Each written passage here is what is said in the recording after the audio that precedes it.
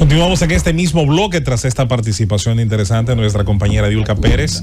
Vámonos de inmediato en esta misma oportunidad con la participación de nuestro compañero Felipe Romero Sánchez, a quien damos los buenos días. Gracias, José Luis Mendoza. Muy buenos días a todos mis compañeros acá en esta extraordinaria mesa de debate. Buenos días al país, buenos días a don Bienvenido Rodríguez y con él a toda la gerencia de esta empresa. En primer lugar, felicitar a los Yankees de Nueva York y a los Dodgers, una serie que va de costa a costa y va a ser una serie histórica como la tienen acostumbrados esos dos equipos. Así que era un patriota, 4-0 felicitando a Juan Soto. acabó, pero claro, sin Juan Soto y los Yankees no estuvieran. Pero tengo que decirlo yo, porque tú estás felicitando a los Yankees de Nueva York. Lo que pasa es que a veces yo ese palo en el 10º inning. A veces yo confundo a Juan Soto con Juan Soro. Desafiando al pitcher. ¿Tú sabes cómo tituló el post? ¿Fue el Post o fue el Times? What a wonderful world. Sí. Wonderful. Con el nombre de él.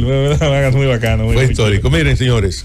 Dos cosas. También, lo felicitaste. Al escogido, cuando gane, cuando clasifique el round robin, lo felicitamos. El inicio del escogido. 4-0.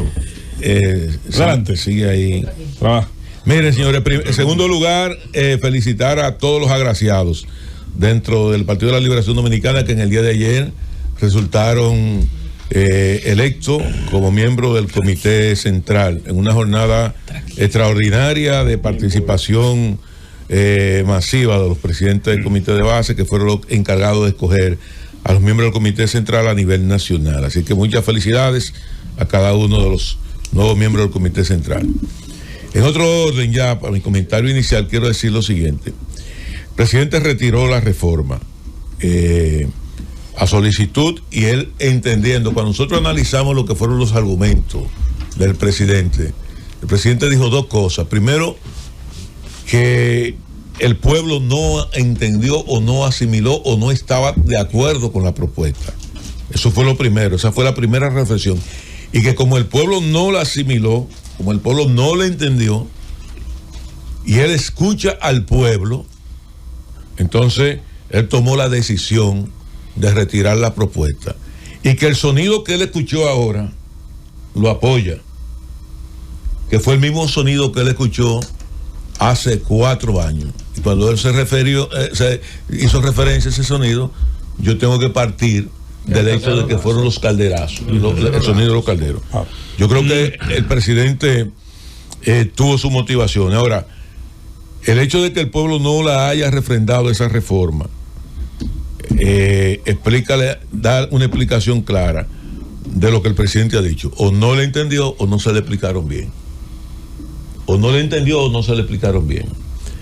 Ahora, ¿de dónde tuvo el presidente el mayor nivel de presión para él tomar esa decisión?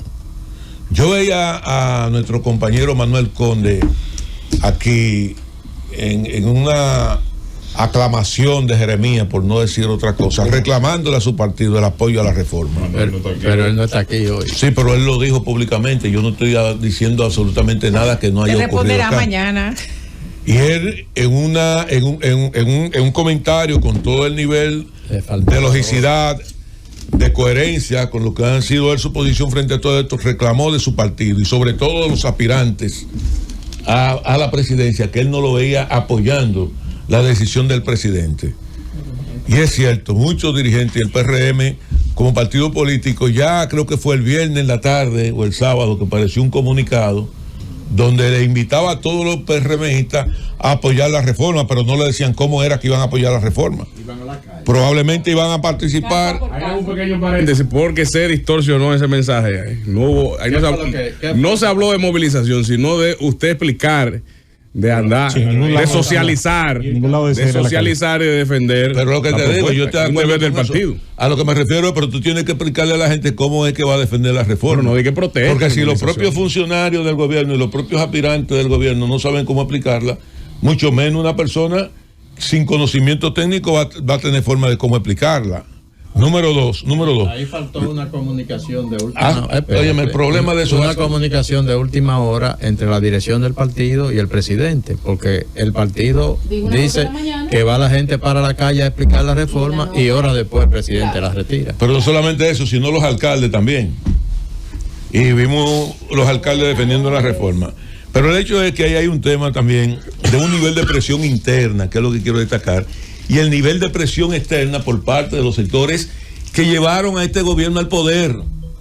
Que yo insisto, esa gente que estaban tocando esos calderos fueron los que estaban protestando, fue el mismo sector social que fue a la Plaza de la Bandera. Fue el mismo sector social. O sea, aquellos que llevaron al presidente al poder fue lo que le dijeron al presidente: presidente, no estamos de acuerdo con esto, porque aquí los partidos políticos de oposición no fijaron una posición clara sobre el tema de la reforma. Lo único que te planteó el presidente Fernández fue que la retirara, que se llevara al set, y el PLD decía que era una reforma que iba a afectar los bolsillos de las clases bajas del país. Pero no hubo ni siquiera una contrapropuesta. Aquí no hubo ni siquiera una oposición de agarrar y anunciar protesta por parte de la oposición. O sea, que la presión más fuerte la recibió el gobierno fue a nivel interno y de los sectores que tradicionalmente lo apoyaron. Entonces yo quiero puntualizar lo siguiente. Y del grupo que se visibilizó, Felipe, bien o mal, no es el tema de tu comentario, el grupo que se visibilizó en el Congreso con un mensaje tal vez muy cáustico, muy antipolítico, pero que lo aprovecharon bien. Pero ahí voy con el tema. Este gobierno, cuando ganó las elecciones, en la campaña pasada se trazó una meta, que el presidente ganara con un 70% y tener control total de los ayuntamientos y del Congreso. Y decía siempre, ustedes recordarán, la legalidad no da legitimidad.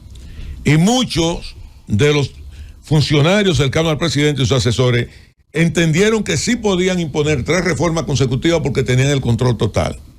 Con una debilidad del capital social que nosotros tenemos en este momento, porque no tenemos interlocutores válidos que catalicen esos reclamos sociales, y con una debilidad del capital político, porque los partidos políticos, el gobierno se encargó de destruirlo. Entonces, cuando tú tienes una sociedad, sociedad con una debilidad del capital social por un lado y con una debilidad del capital político, el vacío no existe. En ningún estamento de la sociedad existe el vacío. Entonces surgen lo que son los antisistémicos, y por eso usted vio ese gran desfile por el Congreso Nacional de gente que en vez de ir a hacer propuestas al Congreso Nacional con el tema de la reforma, fueron a descalificar y a insultar. Neopatriotas. Sí, porque esa gente nadie tiene control de ellos. Ahora, si esa reforma política, esa reforma económica, se hubiese ido a un escenario de consenso con el liderazgo político y el liderazgo empresarial, yo te aseguro que otro gallo hubiese cantado.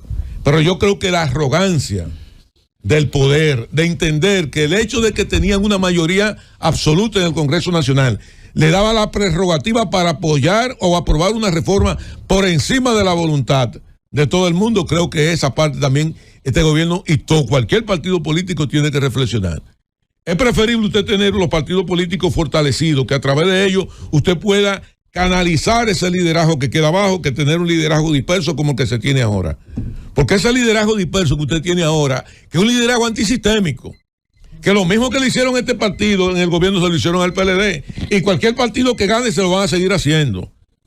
Por eso es que yo digo que el problema fundamental aquí está, en uno de los problemas fundamentales que provocó el fracaso de esta reforma, consiste en la propia debilidad a que el gobierno sometió a los partidos políticos con un único objetivo de tener un control absoluto de todos los estamentos de poder. Lo tiene ahora, pero sabe, y hay una madurez tan grande de la democracia que independientemente de que usted pueda tener una mayoría, no hay forma que usted pueda imponer su voluntad al margen del nivel de legitimidad que le otorga a la sociedad. Llévatelo, Cundo.